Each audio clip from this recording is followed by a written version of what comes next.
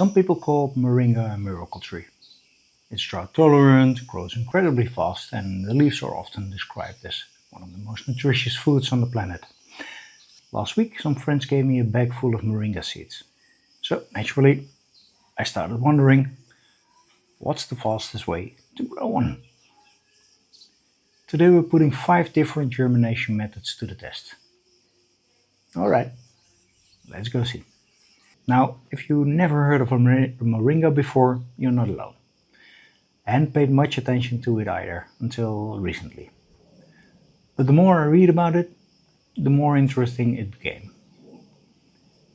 Moringa grows naturally in hot and dry climates and is extremely drought tolerant once established. It loves sunshine, dislikes wet feet, and grows surprisingly fast. That already makes it interesting for a Mediterranean climate like ours here on Crete. The tree is often promoted as a kind of superfood because its leaves contain significant amounts of protein, calcium, iron, and vitamin A. Although it's worth mentioning that many of the impressive comparisons you find online compare dried moringa leaves with fresh vegetables. That's not always a fair comparison. But still, a productive tree that grows quickly, tolerates drought, and provides edible leaves? That sounds worth exploring. So let's grow one. Let's see what we're working with.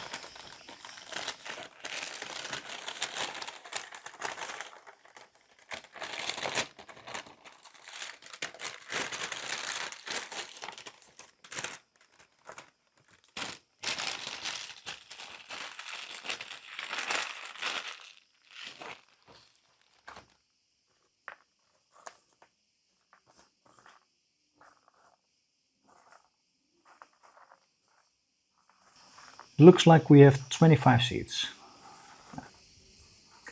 We'll save 10 seeds for later. The seeds themselves are quite interesting. They have a triangular shape and papery outer shell. It feels surprisingly hard, which immediately raises a question. Do they actually need some help to germinate? After watching a few videos online, I noticed that everyone seems to have their own favorite method. Some people plant them directly, others remove part of the shell, some remove the shell completely, and some pre-germinate them before planting. That sounds like an experiment. So, let's test several methods side by side and see what happens. One thing I discovered while researching Moringa is that it develops a long taproot very early. Apparently, they don't particularly enjoy having their roots disturbed. So at first I considered using my little seeding tray, but I know from experience that removing plants from those cells can sometimes be a bit rough. So instead, I'm using toilet rolls. They're deep enough for the roots to get started, and transplanting should be much easier later. Method 1. We're going to plant the seed exactly as it is. Easy.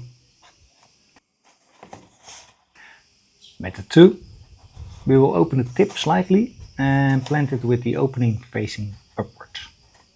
That way water can go in. Method 3. Remove the outer shell completely before planting.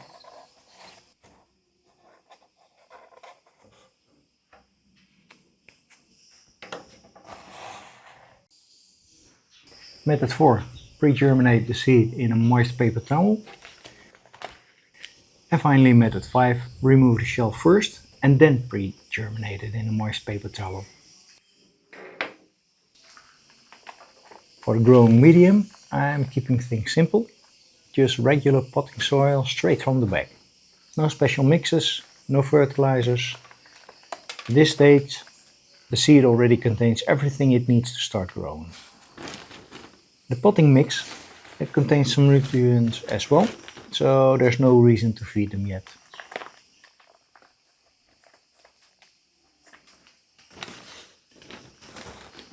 The planted seeds, they will go about 1 centimeter deep Or I use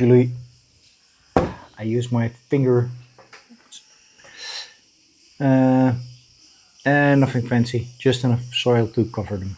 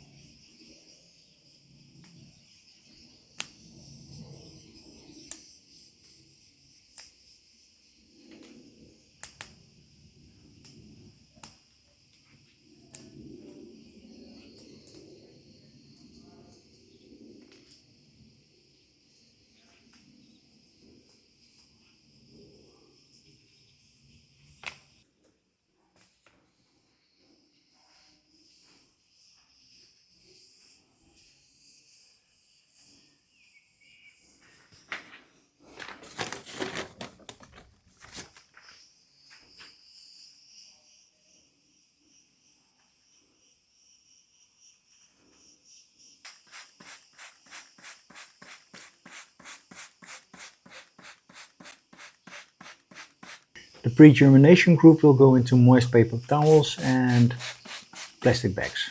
And then we'll compare the results.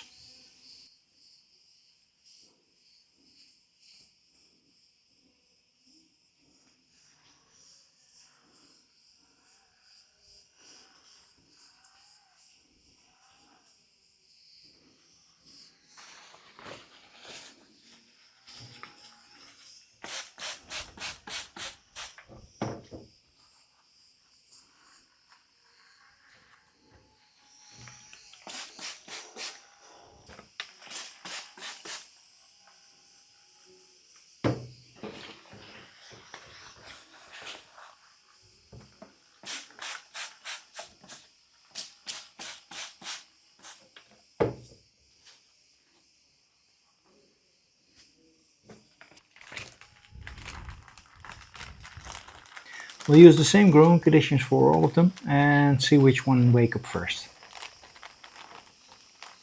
So, and now we wait. The ideal germination temperature for Moringa is somewhere between 25 and 35 degrees Celsius. There will be Fahrenheit somewhere here. Luckily, summer has definitely arrived here on Crete. So, what do you think? Which method will germinate first?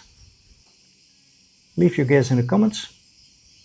I'd love to hear your predictions. Well, thank you for watching. I'll see you in the next one. Bye bye.